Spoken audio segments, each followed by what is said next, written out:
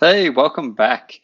This is part 6 in our series where we go over constructive feedback and look for ways that we can improve upon that feedback and ways we can take pretty crappy constructive feedback and actually make it better.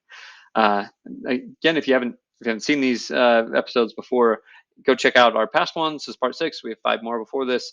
There are 30 of these. We'll see how far we actually get through them, but we're going to break them all down. Today, we're looking at feedback about attention to details. I don't know if anybody's ever gotten this.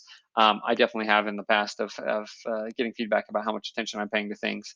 And so we're going to look at their positive examples of feedback, I think it's appropriate positive feedback, appropriate negative feedback, and inappropriate negative feedback. And in these examples, we're going to look for 4 things. We're looking for, and they're just listed above me: pain, consequences, expectation, and ideas. We're looking for the pain that's being caused that they're giving feedback on. You know, the pain I'm causing, the consequences of that pain, the expectations, what they expect me to do about it, and any ideas that they may be giving. Because these 4 things are necessary, are just great building blocks for good feedback. So first, let's jump into it. Feedback about attention to details. Appropriate positive example. You have such a keen eye for detail. Thank you. Thanks to your ability to spot errors and resolve them quickly, I am able to free up another member of the team for a new project. Great examples here. Pain, right? The pain is I need somebody that can capture the details of things, that can really get the nitty gritty here. And because you do that, the consequences is other teammates can do other things. That is awesome. There's not really an expectation set here, but it's kind of implied that I expect you to be able to do this. And there's no real ideas of how to continue on this thing, but that's fine. That normally doesn't happen in positive examples. But I love the pain and consequences described here. It was awesome. Great feedback.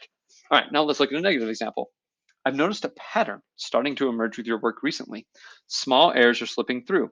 Ooh, I feel very attacked here. I know that I know that sometimes this happens, so that I wanted to bring it to your attention so we can avoid them in the future.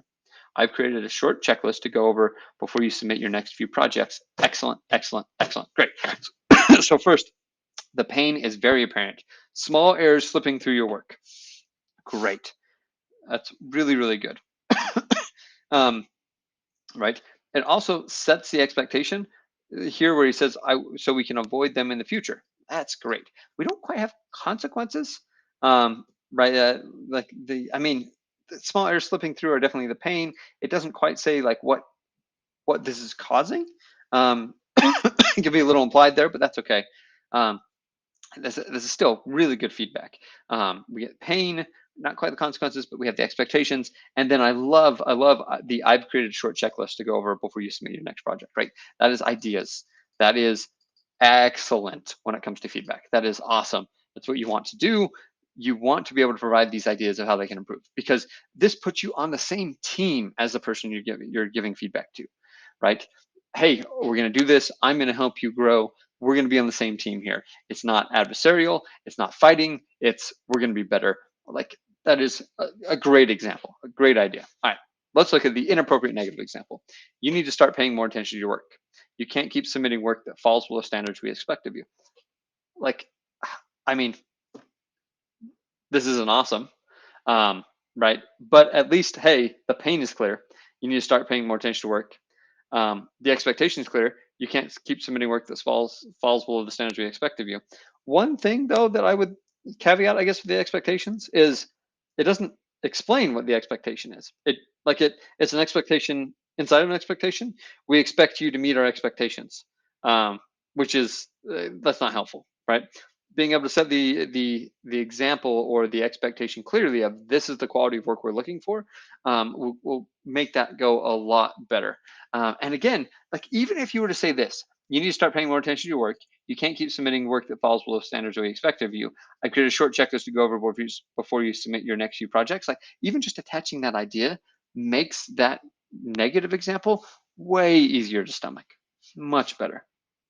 Um, this first line is a little harsh. You need to start paying more attention to work. But honestly, like there's not that much of a difference between this line here and I've noticed a pattern starting to emerge with your work recently. Small errors are slipping through. Like maybe this is more tactful, but this is also pretty direct. Like this is the problem. This is the pain. This is what I'm talking about. Right? Like I mean, there is immense value in being kind. And this is definitely kind, right? I know this happens. I want to bring your attention, avoid in the future. There is also this interesting thing where sometimes people hide behind a cloak of kindness and are unwilling to actually share. And to be completely frank, I've done this, right? As a manager, I once had somebody that was underperforming.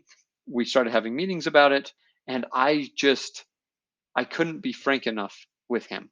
I thought I was being kind, and it led to him not improving until eventually, finally, we had to have a meeting where my boss said, "Hey, do I need to meet with him?" And I realized I was failing. This was my failure. I had failed to be frank enough and be direct enough to be able to get it right. Like, you want to be able to correct people quickly, as soon as possible, and with clarity, right? You want to correct them as soon as possible to the action that you don't like, and as clearly as possible so they can fix it. The longer you wait to correct and the less frank or clear you are, the more harmful it is. And so, under this like cloak of being kind, you actually are being unkind. It's a really interesting thing here. And so, there's part of me that thinks you need to pay more attention to your work might actually be kinder here, because it's direct pain.